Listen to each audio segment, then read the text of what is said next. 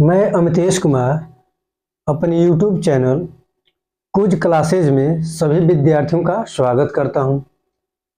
हम लोग आज पढ़ेंगे अक्षांश और देशांतर रेखाओं का कुछ प्रश्न, ऑब्जेक्टिव टाइप के कुछ प्रश्न पढ़ा जाएगा। इससे पहले इसकी क्लास की थ्योरी हो चुकी है।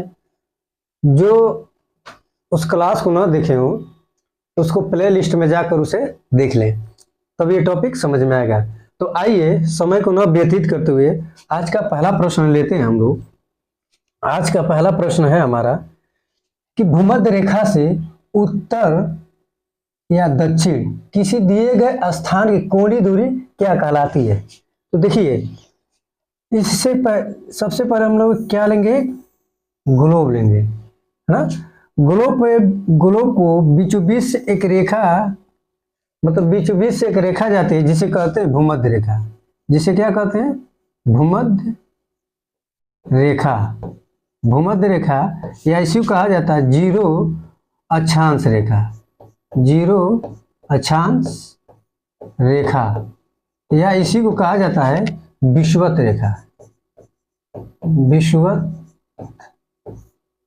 विषुवत रेखा, है ना। यानी इसी को कहा जाता है भूमध्य रेखा, जीरो अक्षांश रेखा या विषुवत रेखा। तो प्रश्न कह रहा है उत्तर या दक्षिण। ग्लोब के दो पोल हैं, दो ध्रुव है, एक तो उत्तरी ध्रुव है और एक कौन सा है, दक्षिणी ध्रुव है। ये कौन सा है, दक्षिणी ध्रुव है। तो ग्लोब से हम उत्तर जाएंगे, ग्लोब से उत्तर और ग्लोब से दक्षिण। तो देखिए, कोण की बात कर रहा है। अगर जो मान लीजिए विषुवत रेखा है तो विषुवत रेखा से हम 30 अंश पे एक कोण बनाते हैं, 30 अंश का, और इसको विषुवत रेखा के एकदम समानांतर मिलाते हैं, यानी कि ये हो गया 30 अंश, है ना। कितना हो गया, 30 अंश। फिर से अगर जो मान लीजिए यहाँ से हम लोग दक्षिण की तरफ यहाँ से कोण खींचे, है ना, और इसको हम एक समानांतर मिलाते हैं, तो ये भी क्या हो गया, 30 अंश। यानी कि ये हो गया नॉर्थ और ये हो गया साउथ। इसी कोणीय दूरी की बात कर रहा है, इसी कोणीय दूरी की बात कर रहा है। तो कह रहा है भूमध्य रेखा का उत्तर या दक्षिण किसी दिए गए स्थान की कोणीय दूरी क्या कहलाती है। तो क्या कहलाती है, अक्षांश रेखा कहलाती है। क्या कहलाती है, अक्षांश रेखा कहलाती है। यानी कि अर्थात ऑप्शन नंबर सी सही हो जाएगा, अक्षांश रेखा कहलाती है। आ रहा समझ में ना कि कोणीय दूरी क्या होती है। यानी कि विषुवत रेखा के केंद्र से, अगर मान लीजिए फिर विषुवत रेखा के केंद्र से हम लोग 60 अंश का कोण बनाते हैं और ये इसके समानांतर खींचते हैं, तो ये क्या हो गया, कोणीय दूरी हो गई। यानी कि ये कोणीय दूरी 60 अंश का, इसके समानांतर खींची गई रेखा क्या हुई, अक्षांश रेखा हो गई। आ गया समझ में ना। यानी कि अर्थात ऑप्शन नंबर सी सही हो जाएगा। अब अगले प्रश्न चलते हैं। अगला प्रश्न है हमारा कि निम्नलिखित में से कौन सा बृहत वृत्त, देखिए बृहत वृत्त का उदाहरण है ना। निम्नलिखित में से कौन सा बृहत वृत्त का उदाहरण है। तो ये एक क्या है, ग्लोब है। बीचों बीच से क्या, कौन सी रेखा जा रही है, भूमध्य रेखा। कौन सी जा रही है, भूमध्य रेखा, या इसी को जीरो अक्षांश रेखा कहा जाता है, या इसी को विषुवत रेखा कहा जाता है। तो कह रहा है बृहत वृत्त का उदाहरण है। तो मान लीजिए हम यहां से उत्तर की तरफ बढ़े, उत्तर है, ये दक्षिण है। यहां से हम उत्तर की तरफ बढ़ेंगे, फिर तो ये मान लीजिए कि ये कर्क रेखा है। कौन सी रेखा है, कर्क रेखा, 23.5 अंश नॉर्थ, और ये दक्षिण की तरफ, ये इसको मान लीजिए 23.5 अंश मकर रेखा। कौन सी रेखा है, मकर रेखा।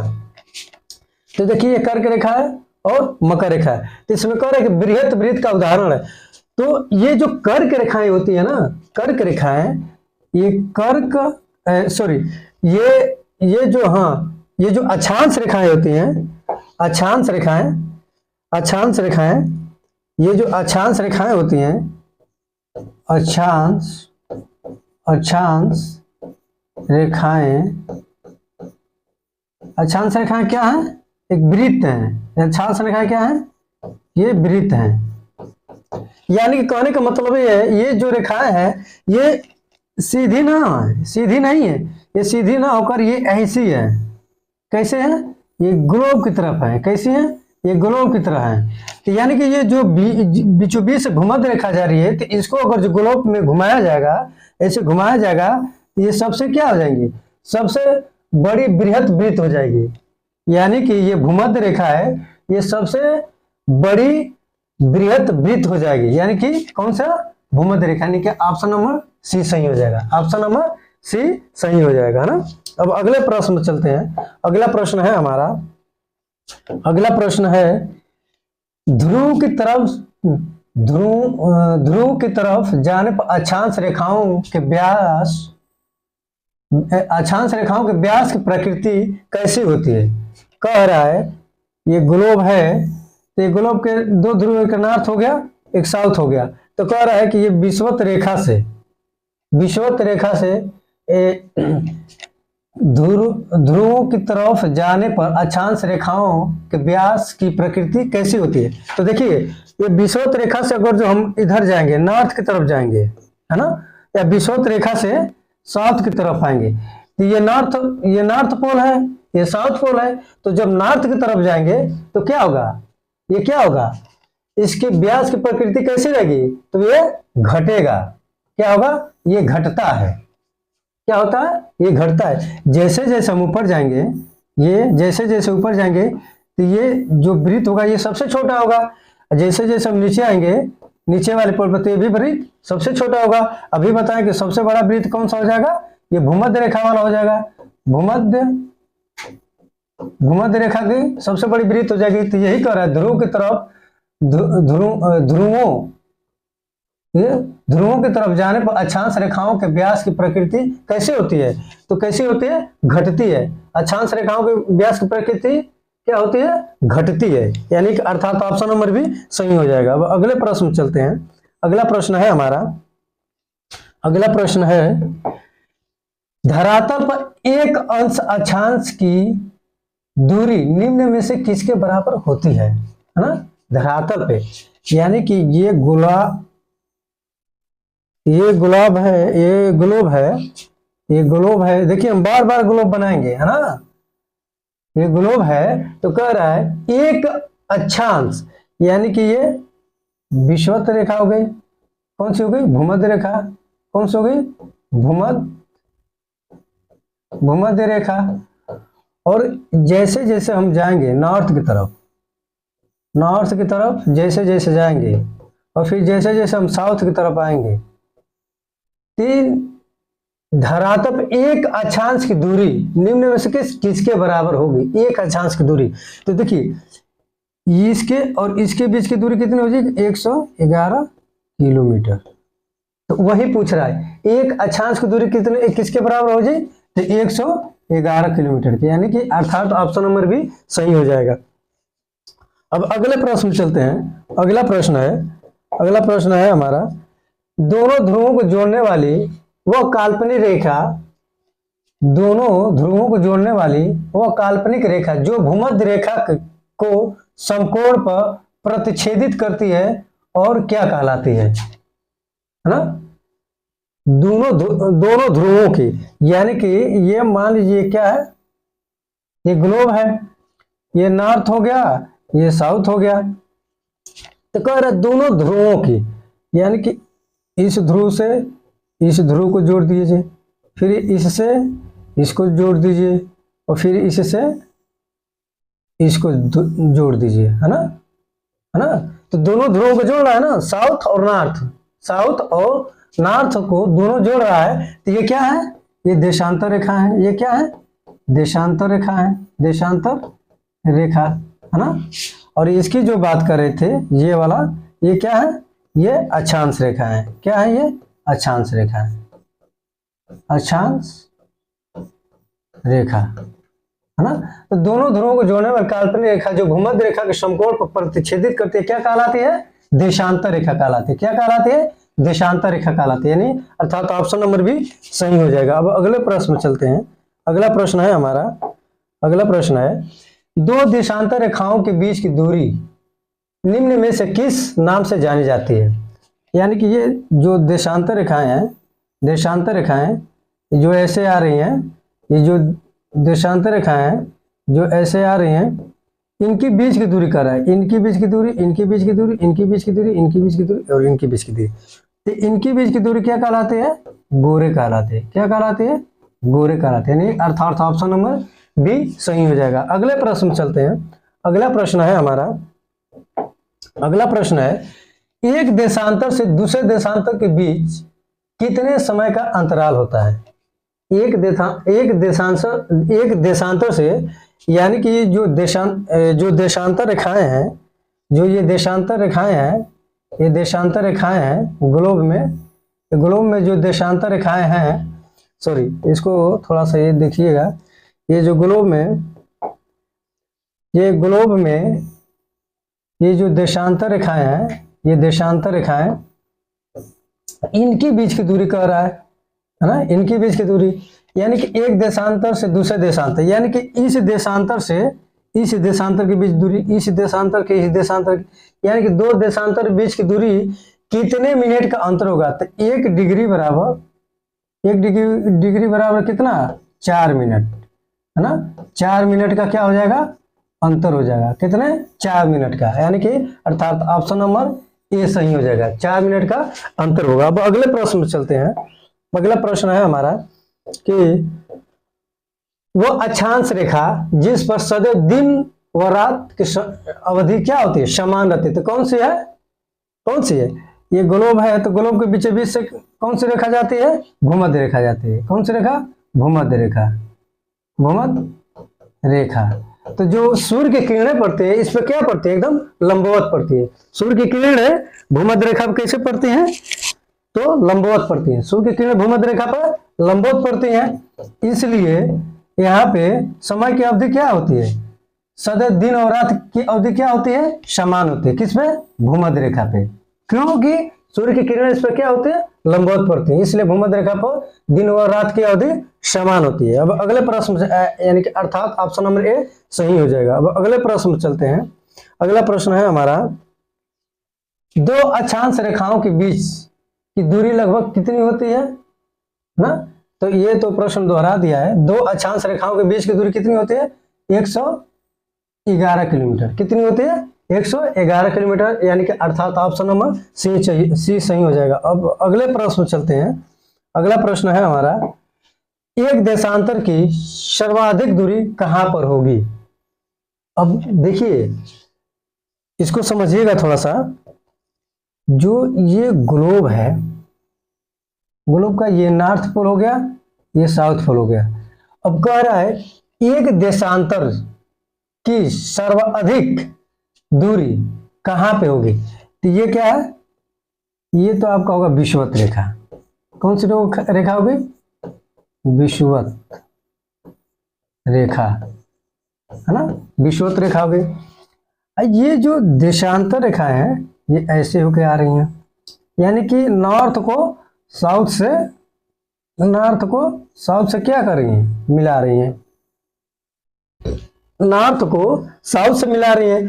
तो प्रश्न को पढ़िएगा, एक देशांतर की सर्वाधिक दूरी, यानी कि ये जो देशांतर रेखाएं हैं, ये देशांतर रेखाएं हैं, इनकी कह रहा है सर्वाधिक दूरी कितनी होगी, मतलब कहाँ होगी, सबसे ज्यादा कहाँ पे होगी?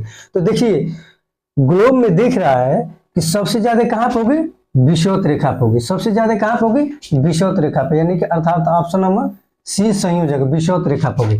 क्यों होगी? अब देखिए, जब विषुवत रेखा से हम दक्षिण की तरफ आएंगे तो इस समय क्या होगा? मतलब देशांतर का जो मतलब दूरी होगी, एक देशांतर से देशांतर की दूरी होगी, क्या होगी?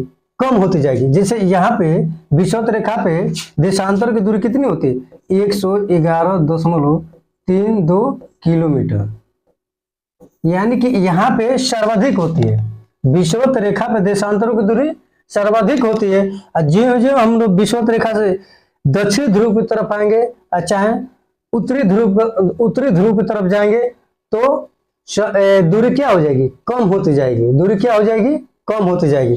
यहाँ पे आ जाएगी एकदम मतलब कम हो जाएगी, और साउथ पे आ जाएगी तो एकदम कम हो जाएगी। यानी कि विषुवत रेखा सबसे ज्यादा दूरी मतलब एक देशांतरों की सर्वाधिक दूरी कहाँ होती है, तो विषुवत रेखा पे होती है, लगभग 111.32 किलोमीटर, यानी कि अर्थात ऑप्शन नंबर सी सही हो जाएगा।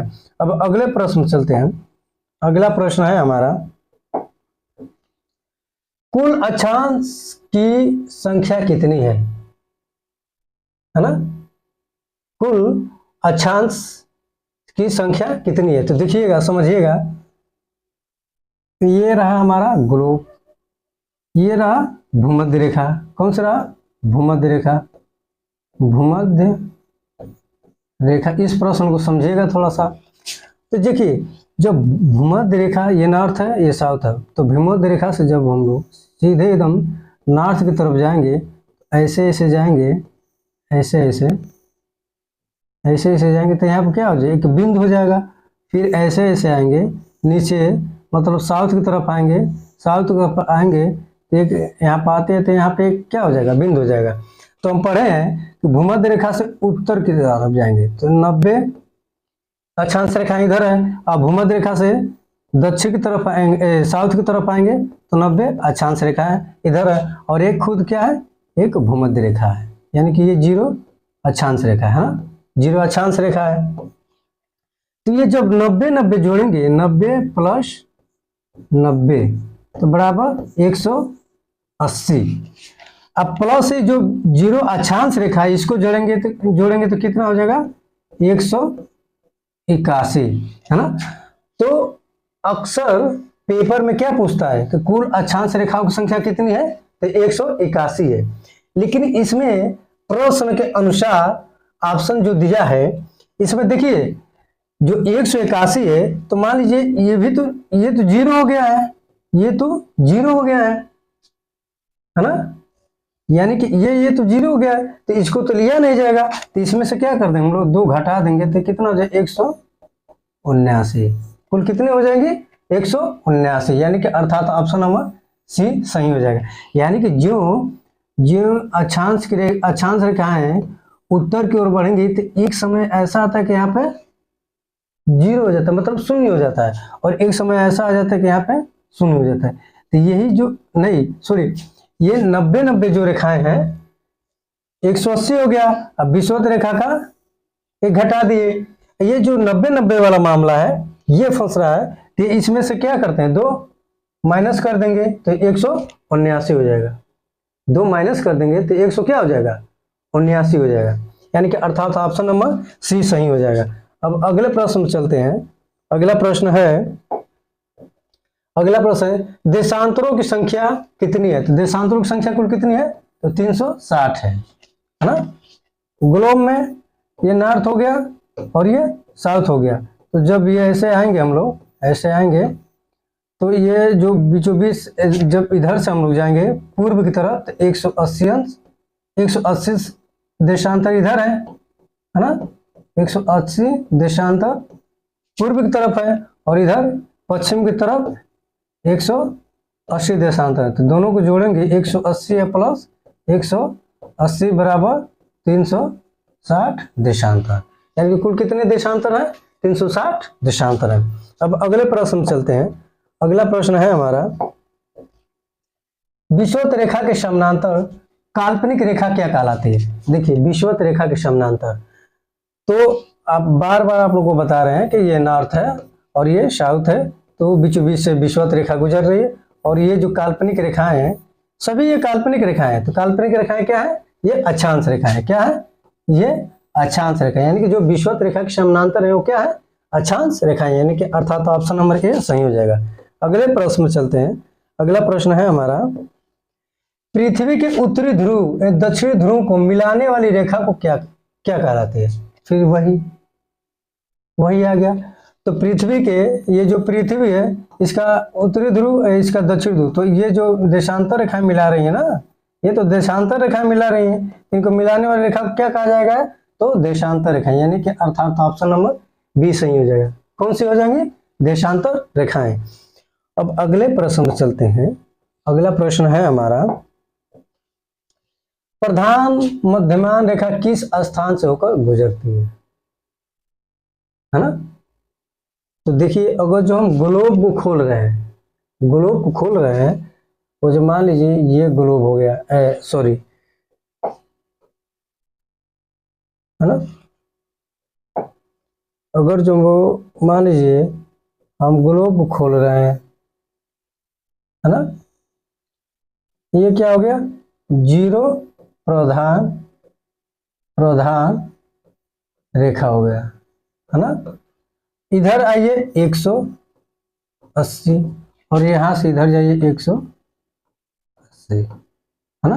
यानी कि ग्लोब को हम खोल रहे हैं ना, तो 80 180 180 360 हुआ, ग्लोब को खोल रहे हैं। अब कह रहा है प्रधान मध्यमान रेखा किस स्थान से होकर गुजरता है। तो ये देखिए ब्रिटेन के, ये हो जाएगा ब्रिटेन, ब्रिटेन के लंदन, लंदन के ग्रीनविच, ग्रीनविच, ग्रीनविच शहर से, ग्रीनविच स्थान लिख दीजिए, है ना। प्रधान मध्यमान रेखा जो है ये ब्रिटेन के लंदन के ग्रीनविच स्थान से गुजरती है। तो इसमें ऑप्शन नंबर ए सही हो जाएगा। क्या हो जाएगा, ग्रीनविच से। अब देखिए इसमें थोड़ा ये समझ लीजिएगा, जो ये प्रधान रेखा है, तो जब हम इधर पूर्व की पश्चिम की तरफ आएंगे तो समय क्या होगा, घटेगा। और जब प्रधान रेखा से हम पूर्व की तरफ जाएंगे तो समय क्या होगा, बढ़ेगा। यानी कि जब हम पश्चिम की तरफ आते हैं तो समय घटता है, और प्रधान रेखा से पूर्व की तरफ जाएंगे तो समय बढ़ेगा, है ना। अब अगले प्रश्न पर चलते हैं। अगला प्रश्न है हमारा, अगला प्रश्न है ग्रीनविच रेखा का तात्पर्य है, ग्रीनविच रेखा का तात्पर्य है तो कौन सा है, अभी बताए, जीरो देशांतर रेखा, यानी कि देशांतर रेखा है ना, तो कौन सा हो जाएगा, जीरो देशांतर रेखा, यानी कि अर्थात ऑप्शन नंबर बी सही होगा, जीरो देशांतर रेखा। अब अगले प्रश्न चलते हैं। अगला प्रश्न है हमारा मकर रेखा निम्न में से किस देश से होकर नहीं गुजरती है। मकर रेखा की बात कर रहा है ना। तो मकर रेखा निम्न में से किस देश के, मतलब मकर रेखा निम्न में से किस देश से होकर नहीं जाती है। देखिए दक्षिण अफ्रीका से जाती है, अर्जेंटीना से भी जाती है और चिली से भी जाती है, लेकिन फिलीपींस एक ऐसा देश है जिसे मकर रेखा होकर नहीं गुजरती है। तो आइए थोड़ा हम लोग देखते हैं कि मकर रेखा किन किन देशों से होकर गुजरती है। मकर रेखा लिखिएगा, मकर रेखा, है ना। मकर रेखा, मकर रेखा किन किन, मकर रेखा, मकर रेखा देखते हैं किन किन देशों से होकर गुजरती है। तो देखिए दक्षिण अफ्रीका से गुजरती है, अर्जेंटीना से गुजरती है, चिली से गुजरती है, लेकिन फिलीपींस से होकर नहीं गुजरती है। ब्राजील, पराग्वे, अर्जेंटीना, है ना, Brazil, Paraguay, Argentina, Chile, Australia, Madagascar, Mozambique, दक्षिणी अफ्रीका, बोत्सवाना और नामीबिया, और नामीबिया। एक बार और सुनिए इसको, Brazil, Paraguay, Argentina, Chile, Australia, Madagascar, Mozambique, दक्षिणी अफ्रीका, बोत्सवाना और नामीबिया, नामीबिया। और अगर जी यहीं पर पूछ दे कि किस महाद्वीप से होकर गुजरते हैं, तो दक्षिणी अमेरिका, अफ्रीका और ऑस्ट्रेलिया। क्या लिखेंगे, दक्षिणी अमेरिका, दक्षिणी अमेरिका, है ना, और अफ्रीका, अफ्रीका और क्या है, ऑस्ट्रेलिया, ऑस्ट्रेलिया, है ना, ऑस्ट्रेलिया। दक्षिणी अमेरिका, अफ्रीका, ऑस्ट्रेलिया, यानी कि ये तीन महाद्वीप से होकर गुजरती है। अभी देश का नाम बताएं कि कौन कौन से देश हैं, है ना। तो इसमें से फिलीपींस से होकर मकर रेखा नहीं गुजरती है, लेकिन ये इसको याद रखिएगा कि किन किन महाद्वीपों से होकर गुजरती है। अब अगले प्रश्न पर चलते हैं। अगला प्रश्न है हमारा, अगले प्रश्न को देखिएगा, पृथ्वी एक घंटे में कितना देशांतर घूम लेती है? तो हम बताए थे ये जो पृथ्वी है, ये जो पृथ्वी है, ये सभी क्या है? देशांतर जो रेखाएं हैं, ये जो देशांतर रेखाएं हैं, ये बहुत, यानी कि कुल कितने देशांतर रेखाएं हैं? 360 है। कुल कितने हैं? 360 है। तो पृथ्वी 24 घंटे में, लिखिएगा, पृथ्वी 24 घंटे में एक बार चक्कर लगाती है। कितने बार?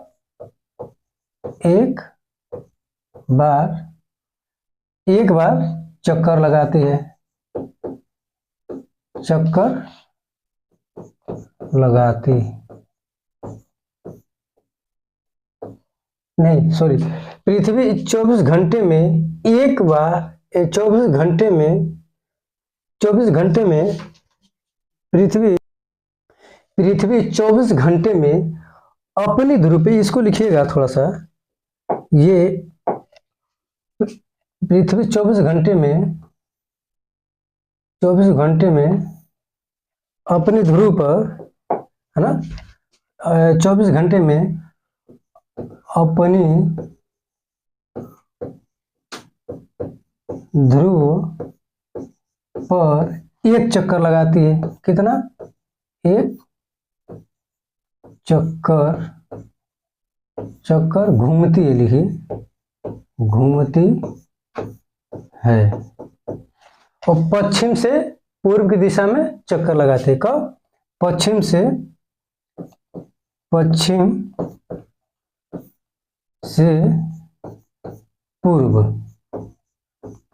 पूर्व की तरफ घूमती है।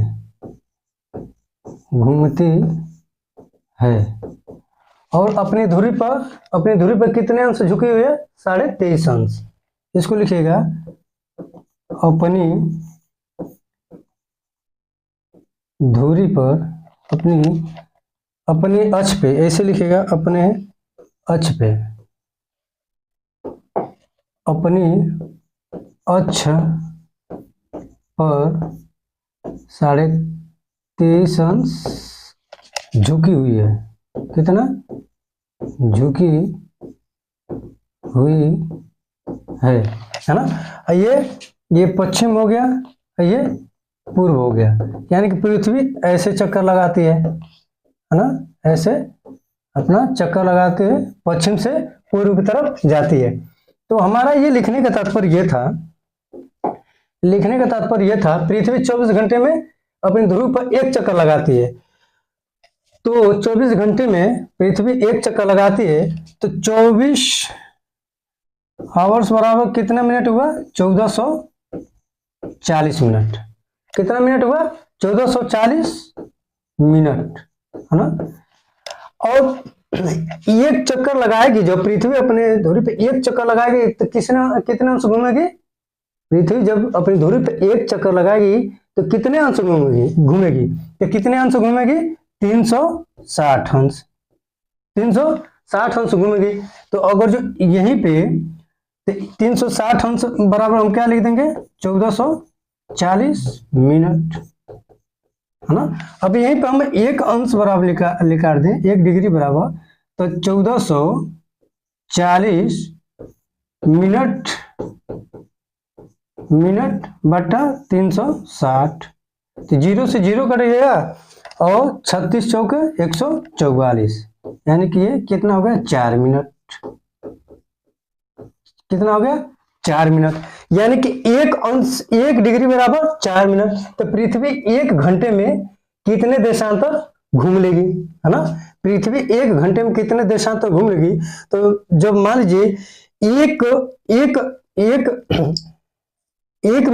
डिग्री बराबर 4 मिनट हो रहा है, तो अगर जो हम 15 डिग्री का यहाँ पे लें, अगर जो मान लीजिए 12 डिग्री का लेते हैं, 12 डिग्री का लेंगे, तो 12 डिग्री इसमें 4 से गुणा करेंगे तो कितना? 12 चौको 48 हो गया। लेकिन 1 घंटे की बात कर रहा है, तो ऑप्शन नंबर ये गलत हो जाएगा। फिर बी लेंगे तो 15 गुणे 4 बराबर 15 चौको 60, यानी कि ये क्या कितना हो जाएगा, 1 घंटा हो जाएगा, 1 घंटा हो जाएगा। यानी पृथ्वी 1 घंटे में कितने देशांतर घूम लेगी, तो 15 डिग्री देशांतर घूम लेगी। कितने देशांतर घूमेगी, 15 डिग्री देशांतर घूमेगी। आया समझ में ना।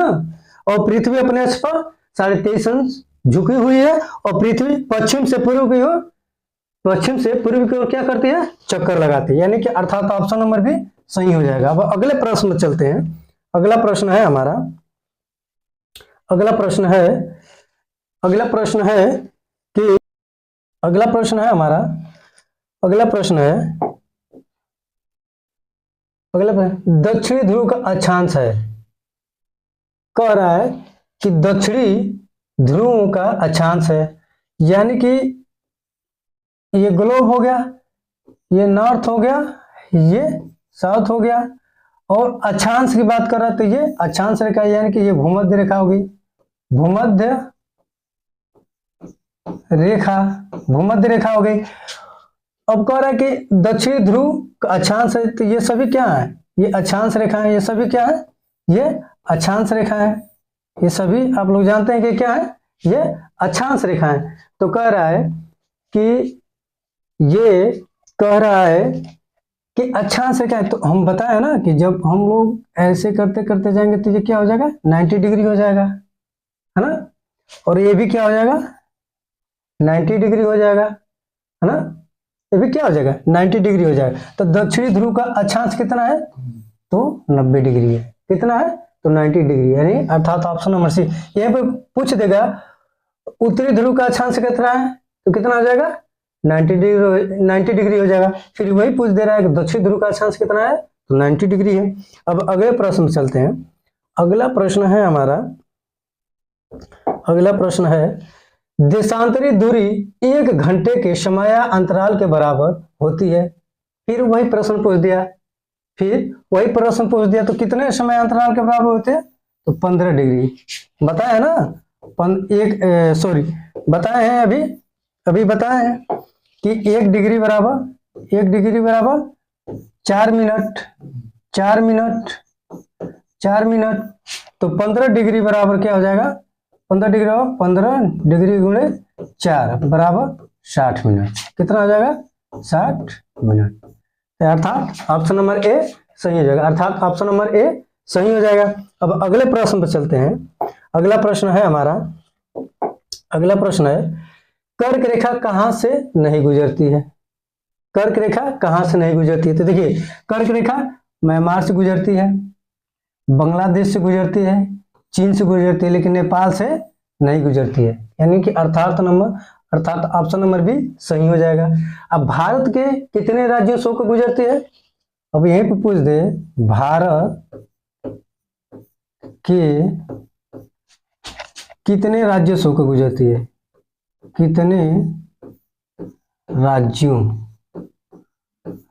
से होकर गुजरती है,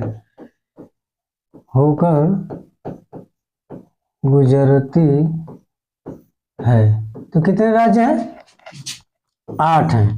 कर्क रेखा भारत के कुल कितने राज्यों से होकर गुजरती है, तो 8 राज्यों से। 8 राज्य कौन कौन से हैं, तो पहला पे है गुजरात, दूसरा पे है आपका राजस्थान,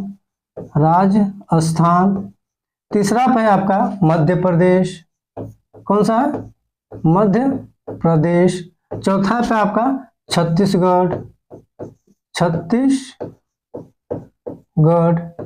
छत्तीसगढ़, पांचवा पे है आपका छत्तीसगढ़, है ना, छत्तीसगढ़, झारखंड, पांचवा कौन सा है, छत्तीसगढ़, पांचवा पे झारखंड, है ना, छठवां पे आपका पश्चिम